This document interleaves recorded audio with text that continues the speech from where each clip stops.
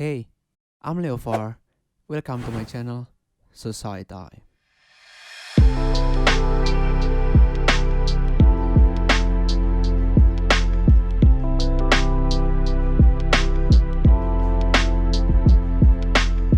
Ya, ini unik sih, Ren. Maksudnya, teman-temanku banyak yang ngerasa bahwa mereka itu salah jurusan dan stres, and they cannot handle it gitu loh. Maksudnya, aduh gimana sih? Dan banyak loh sampai yang nangis gitu, dan merasa bahwa nggak mampu, ngerasa bahwa ke depan takut gimana ya nggak jadi arsitek yang baik, nggak bisa jadi arsitek yang hebat gitu.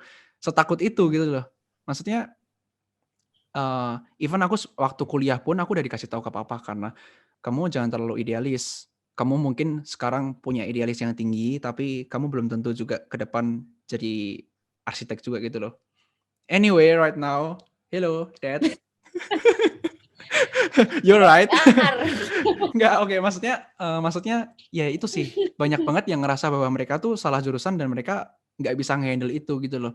Dan sebenarnya, kalau semisal nih ada orang yang mereka ngerasa salah jurusan dan mereka ngerasa takut ke depannya nggak jadi kayak gitu, kayak aku sama Feren tuh mungkin mau mewakilin buat kalian ngomong bahwa it's okay gitu loh.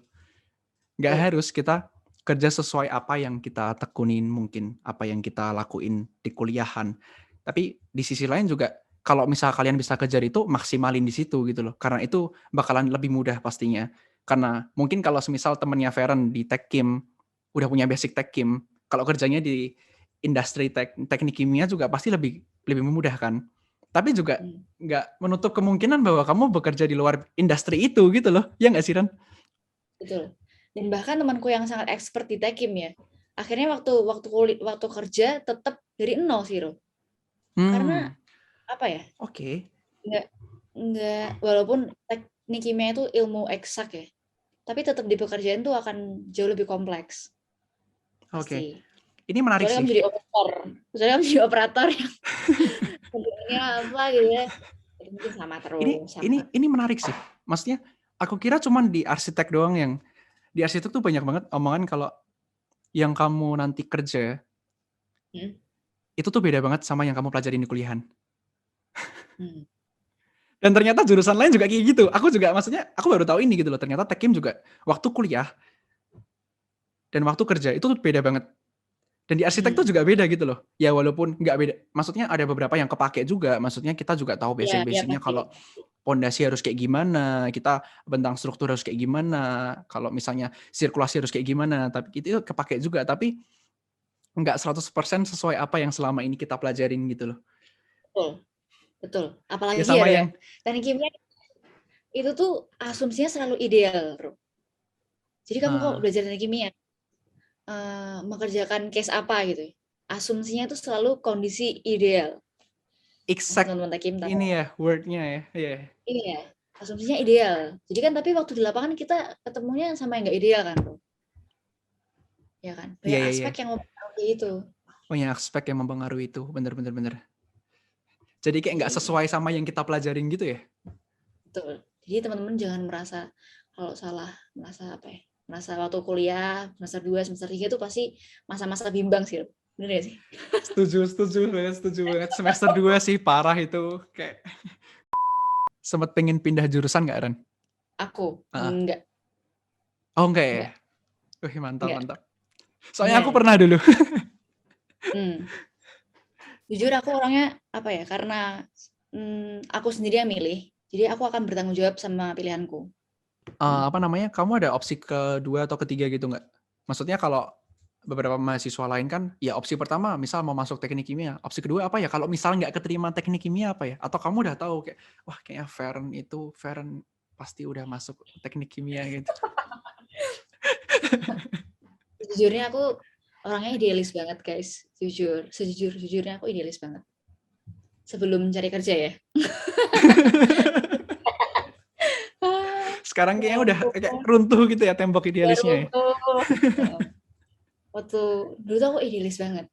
Jadi pokoknya aku mungkin kalau ada plan B itu hanya 1% lah. 99% aku yakin aku akan masuk teknik kimia. Wow, luar biasa sekali Darren. Tapi bagus loh, which is good. karena kamu udah Hmm. punya tujuan satu ya kamu mau nggak mau kejar itulah gitu. Itu bagus tau Nah, malahan. dulu merasanya kan kayak gitu kan, Bro. Dulu merasanya aku teknik kimia pokoknya gitu. Terus kan nggak lucu kan waktu masuk kuliah terus merasa susah, terus aku bilang sama orang tua, lama kayak aku mau pindah gitu. Kayak menurutku itu sudah menjadi tanggung jawabku sih.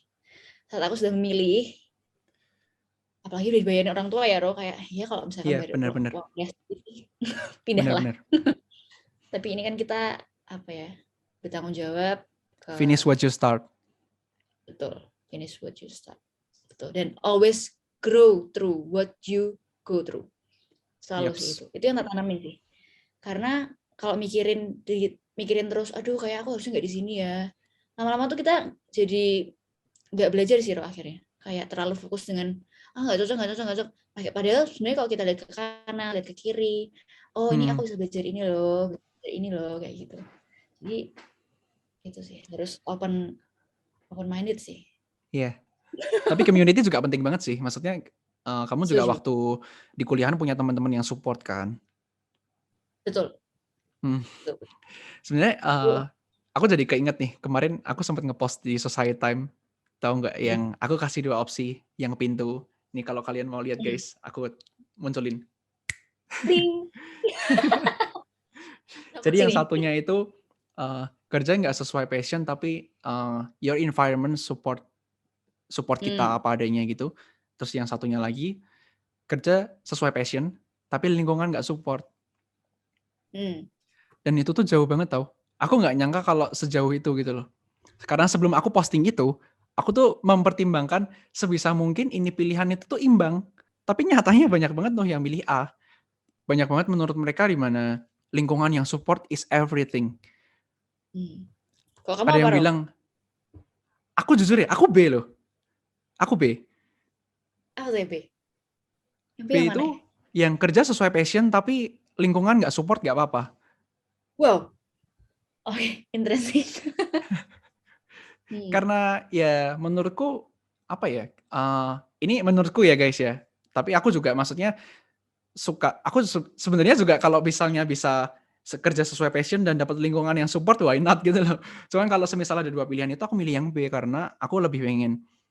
Aku belajar apa yang aku pengen dan yang menurutku bermanfaat. Dan kalau ngomongin soal lingkungan, aku bisa menyesuaikan gitu loh. Kayak kata Bruce Lee, be like water. Itu ya belajar untuk menyesuaikan dalam segala kondisi. That struggle is real emang. Tapi aku pun di Jakarta ngerasain di mana ketemu banyak banget karakteristik orang. Dan ya emang kita mesti menyesuaikan gitu loh. Menyesuaikan bukan berarti bahwa kita mengikuti arus itu ya. Maksudnya kita udah punya pondasi yang kuat, tapi kita bisa menyesuaikan, oh kapan aku harus bertindak seperti ini, kapan aku harus bertindak seperti itu. Dan kadang-kadang lingkungan yang nggak enak itu jadi self defense kita gitu loh buat kita break through the limit, tau nggak sih? Ya itu menurutku sih, maksudnya kayak aku juga appreciate buat semua orang yang milih A dan milih B, cuman aku dari sini tuh tahu, oh gila ya, ada orang yang milih ini karena ini, ada orang yang milih ini karena ini gitu loh. Jadi kayak ya wajar dong tiap orang punya pilihan gitu loh. Dan ternyata emang lingkungan yang support itu bener-bener pengaruh banget buat teman-teman gitu. Nggak apa-apa sih kalau semisal kerjanya nggak sesuai sama jurusan. Karena jujur pun aku pun juga gitu kok. Jadi kenapa aku ngajakin si Feren ini buat ngobrolin soal ini karena kita tuh ada kesamaan. Dimana apa yang kita tekunin di kuliah itu tuh nggak sesuai sama apa yang kita kerjain sekarang gitu kan. Bukan sebuah standar dimana orang yang sukses, orang yang kerja sesuai dengan jurusan, kerja sesuai dengan apa yang dia tekuni waktu kuliah. Sebenarnya kan itu kayak sebuah tembok yang selama ini kita berusaha hancurin gitu loh. Peluang itu datang kapan aja gitu loh. Dan tergantung kitanya siap apa enggak. Nah uniknya di tempat kerjaku itu ada satu orang, aku kan kerja di industri kreatif gitu, yang dimana ngurusin kayak advertising dan lain-lain. Di situ itu tuh ada yang dari jurusan biologi loh Ren. Wow. Ada yang dari jurusan biologi. Maksudnya kenapa kok dia bisa diterima di situ karena oh ya mungkin ada pengalaman organisasi yang baik, dia pernah ngelit event ini, event itu, jadinya dia bisa mempertimbangkan orang itu bisa masuk. Yang aku pengen sampaikan itu ketika kita tekunin satu hal, jangan menutup Hmm. kemungkinan hal-hal lain yang kita ngerasa bahwa, oh itu kan nggak ada kaitannya sama bisnis, oh itu kan nggak ada kaitannya sama psikologi. Just so you know, semua hal bakalan berguna. Kita nggak tahu gitu loh. Kamu pernah nggak mikir kayak gini? Untung ya, aku tuh dulu belajar ini. Hmm. Pasti. Iya nggak sih? Kayak misalnya, even aku waktu kuliah pernah misalnya dapat nilai jelek di sini, dapat kalah lomba ini itu jujur apa ya? Justru membuat aku bersyukur sih. Oh iya ya, karena kemarin salah jadi tahu nih salahnya di mana kayak gitu. Iya. Nah aku tuh penganut garis keras kata-katanya Jeff Bezos nih. Dia bilang gini. Apa tuh? Udah. Be stubborn on your vision but be flexible with your details. Jadi kamu tuh boleh punya cita-cita A misal. Cuman gimana caranya kamu nyampe A tuh kamu harus fleksibel. Karena ya itu idealis tuh sebenarnya menurutku pribadi itu kills, membunuh mimpi sih menurutku. Kills. Karena kita terlalu idealis jadi kayak aduh kayak ini jadinya ke A gitu. Itu sih kunci quote yang aku pegang sekarang. Setuju.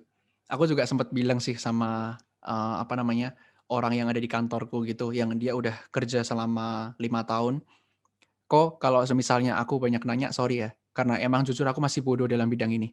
Aku jujur, maksudnya emang aku masih nggak tahu apa-apa dan stay stupid in this industry karena emang aku belum tahu apa-apa gitu loh.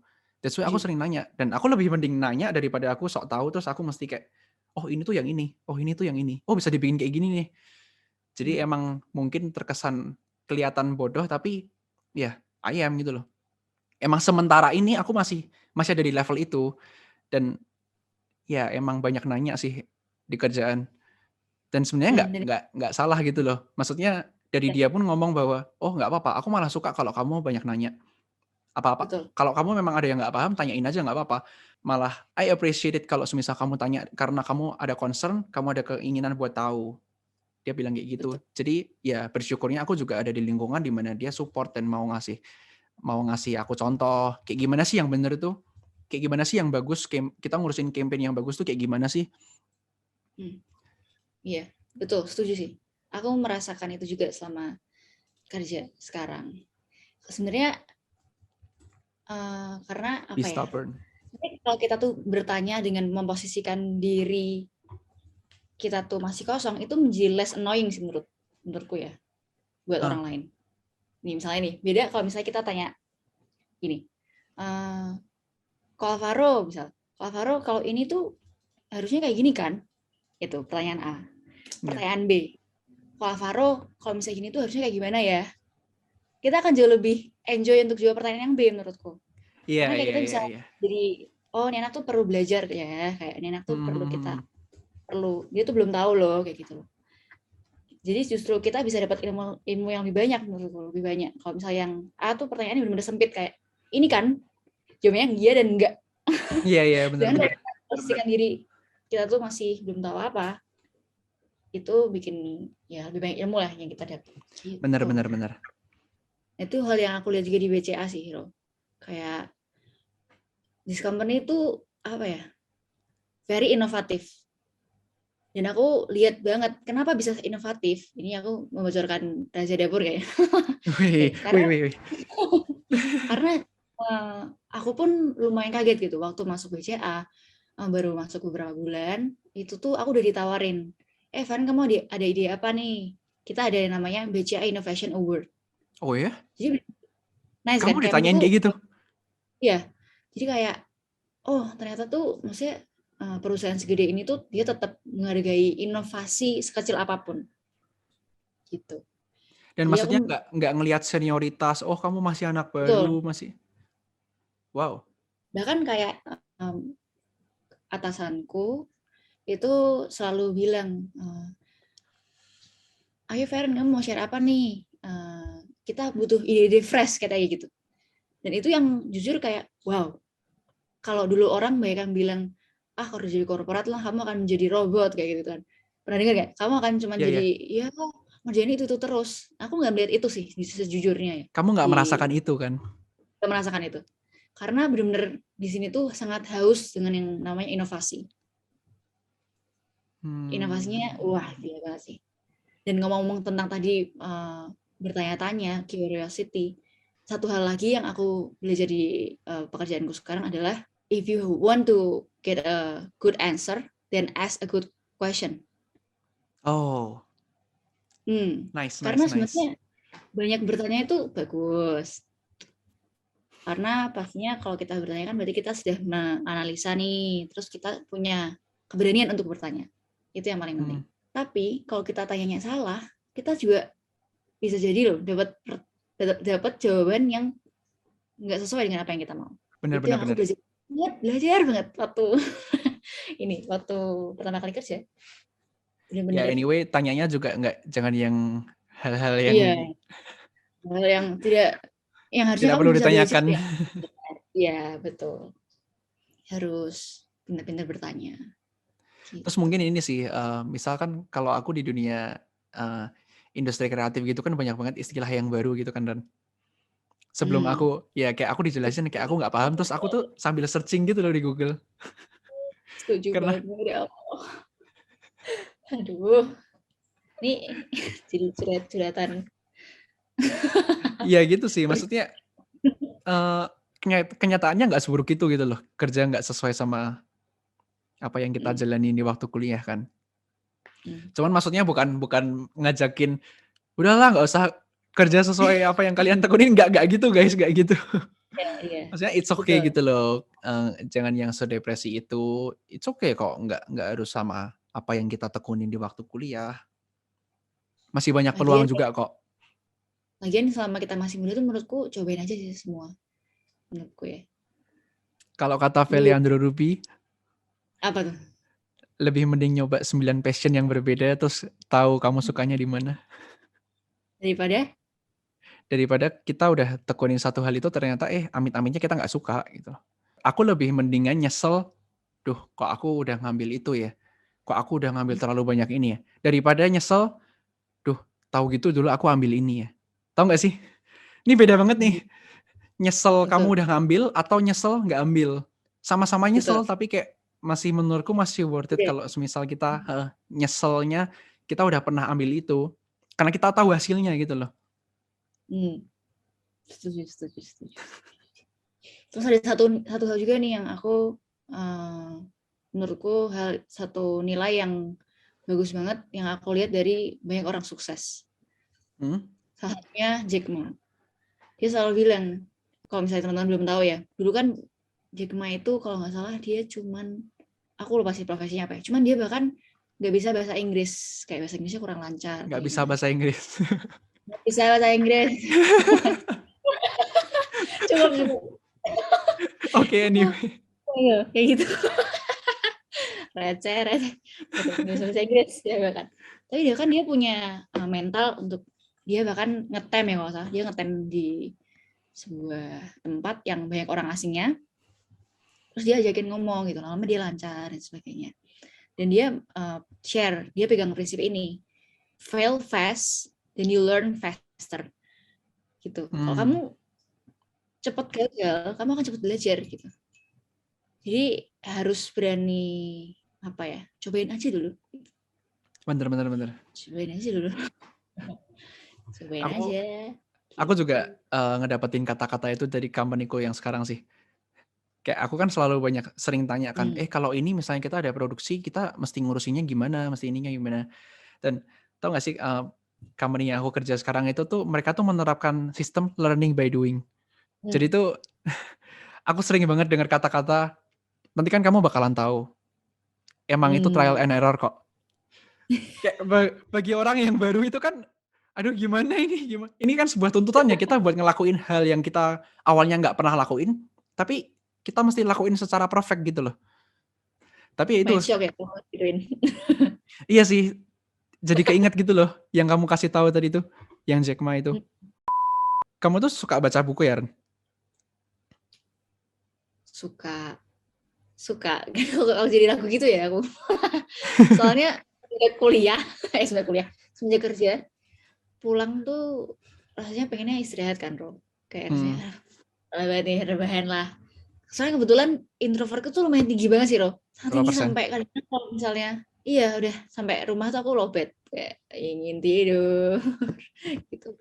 Cuman belakangan ini setelah beberapa bulan kerja gitu ya, setelah pulang rebahan gitu, lama-lama jadi haus lagi gitu. Jadi mulai bangun habit lagi sih. Jadi suka baca atau tidak? Iya, dulu sangat suka. Sekarang baru membangun Dulu ya? lagi. Dulu sangat suka sih, suka. Ini penting sih Soalnya baca buku. kayak kamu sering belajar dari orang yang udah jadi gitu loh, tau gak sih? Orang yang udah sukses. Dari tadi aku liatin. Cukup Makanya suka kalau ngulik orang ya. yang kalau orang yang belum sukses biasanya nggak bikin buku loh. Kayak orang yang belum sukses. Bener. Makanya kita baca bukunya. Soalnya kan ilmu orang-orang sukses tuh siapa sih yang mau, kita kapan sih bisa kenal sama misalnya Michelle Obama kayak gitu. Kapan kita bisa kenal kalau posisi kita sekarang seperti ini kan, misalnya ya di Jakarta ya kan. Dengan buku kita bisa reach out ke dia yang bahkan jauh di mana kita nggak tahu. True. Dan terus Ya. aku tiba-tiba ingat aja sih nih kata-katanya Ruby lagi anyway. Aku suka banget dengerin kontennya dia kan. Favoritmu ya? Iya, cukup. Dia tuh soalnya ngejelasinnya detail gitu loh dan Iya sih, gampang aku diterima bisa. gitu kan. Dia tuh ngomong kalau kamu adalah cerminan 5 orang terdekatmu.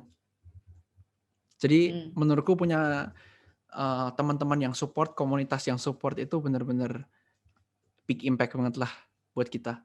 Betul. Ya sama kayak misalnya kamu adalah cerminan konten yang kamu lihat selama ini. Ya kamu itu nggak jauh-jauh dari rekomendasi YouTube-mu. Kamu nggak jauh-jauh dari rekomendasi explore-mu. Lihat aja. FYP-mu. Ya, lihat FYP-mu, lihat explore Instagram-mu, lihat rekomendasi di YouTube-mu. Ya itu. Kalau rekomendasimu apa, Jaren? Biasanya? Yang Make di up. apa nih? Kamu suka make up nggak sih? Enggak. Aneh ya? Oh. Lumayan ini sih. Aku jujur waktu kerja tuh lumayan terpressure dengan orang-orang yang selalu Dandan. gimana? Berdandan gitu. Karena jujur aku masih penasaran sih sampai sekarang sih. Mereka bangun jam berapa? Betul. Bukan. Hah? Serius? Mereka tuh kok sempet curly rambut tuh bangun jam berapa ya? Tapi itu peduli banget nggak sih sama penampilan kerjaanmu sekarang? Surprisingly ya. Karena ternyata atasan-atasan ini melihat nih kita kayak, ya kan mereka bisa kasih mereka bisa kasih saran kayak, kamu perlu di touch up loh kayak gitu. Oh iya. Gitu. Bahkan mungkin kalau udah deket ya, mereka tuh, aku punya cerita nih dari temanku sendiri ya, dia kan pakai nail art. Terus ada satu, ya pokoknya yang di jempol atau apa tuh copot. Oke. Cuman atasan dia nyadar loh. Atasan dia nyadar terus bilang kayak, kamu ini dong manicure ulang kayak apa gimana. Gitu. Jadi sebenarnya cukup diperhatikan sih. Mungkin karena kita berhubungan sama orang langsung kan ya, kita jadi representasi. Kayak gitu. Tapi itu sih, aku nggak terlalu ke make up sih. Apalagi ketutupan masker, aduh, aku tambah males loh. Last question, Ren. Feren bakalan ngeliat Feren 5 tahun lagi kayak gimana? Yang sulit ini. I think 5 tahun ke depan aku mungkin masih bekerja di company yang sekarang. Oh, oke. Tapi sudah ada beberapa source of income yang istilahnya menjamin kalau aku keluar kerja pun I still can survive. Itu sih, aku 5 tahun ke depan. Itu untuk di sisi pekerjaan ya. Kan kalau yang lain-lain kan macam-macam relationship kan bisa sampai mana kan ya. Terus banyak aspek lah. Tapi ini untuk pekerjaan sih 5 tahun ke depan, Feren mungkin masih bekerja di sini, semakin expert, terus punya beberapa bisnis yang bisa jadi lapangan pekerjaan buat orang lain, hopefully, amin. Dan ada yang aku benar-benar suka yang aku realisasikan jadi bisnis, gitu sih. Kembali lagi, do what I love, do what the world needs, itu yang aku pengen. Dan yang satu sih pastinya professional career lah, aku mau kejar sih. Professional career dalam hal? Ini pekerjaan di banking. Oh, oke, I get it. Oke, good Ini luck zaman lah untuk Feren. Apapun yang kamu kerjain, yang kayak aku tahu kamu ngerjain banyak hal banget. Kayak Kill the Label, kamu juga rintis dari awal. Kamu kerja Feren as an entrepreneur yang sekarang kerja di bank juga. Dan mungkin ke depan aku bakalan ngelihat kamu berkeluarga, tapi kamu tetap menghasilkan banyak income dari yes, you have a lot of sorts of income. Dan good luck lah buat apapun yang kamu kerjain itu. Pasti Amin. ke depan aku tunggu kamu punya at least apartemen Sudirman. Aduh, amin. Oke. Kan Thank you ya. jaga Thank you posting. buat Feren. Thank you buat Feren udah Sama-sama. nyempetin waktunya malam-malam yang dimana sebenarnya tadi ada acara olahraga. Iya, harus olahraga guys. Ini COVID kan lagi meningkat, harus olahraga, harus prokes. Oke. Pesan terakhir Ren, buat pendengar-pendengar. Apa nih kalau misalnya kamu mau nyampein gitu? Yang pertama menurutku ini pesan dari aku ya. Yang pertama adalah selalu istilahnya selalu mengucap syukur sih menurutku. Karena somehow gratefulness itu membuat kita lebih enjoy lakukan apapun. Karena kita tahu kalau semuanya itu dititipkan. Jadi kita akan mengusahakan nih apa yang sudah dikasih. Itu yang pertama.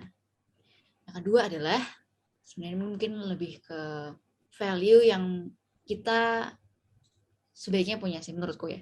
Yaitu melakukan semuanya yang terbaik. Terbaik dengan kacamata kita melakukan semuanya itu bukan untuk menyenangkan orang lain. Oke. Again, karena semua itu titipan, siapa yang nitip? Tuhan Yang Maha Esa. Jadi kita harus punya mindset, ya apapun yang kita lakukan itu buat Tuhan, terlepas apapun agama kita ya, itu buat Tuhan, karena Tuhan yang kasih, kayak gitu. Jadi selalu mengucap syukur dan mengusahakan yang terbaik. Gitu. Jadi pekerjaan tuh nggak kayak, aduh siapa besok harus bangun pagi nih, tapi jadi, oh iya nih, aku ada yang dititipin nih yang besar, aku harus mengusahakan. Perspektifnya ya, mindsetnya mesti diubah dulu nih. Maksudnya kalau semisal kita ngerasa capek, ya di luar sana banyak yang nggak bisa kerja, mendingan capek terlalu banyak kerjaan daripada capek nggak ngapa-ngapain. Udah nganggur, betul. Itu pelajaran selama mencari kerja. Oke, thank you ya Ren. Thank you juga buat Society yang udah dengerin sampai detik ini. See you on the next episode. Bye-bye. Bye-bye. Belum ingin berpisah.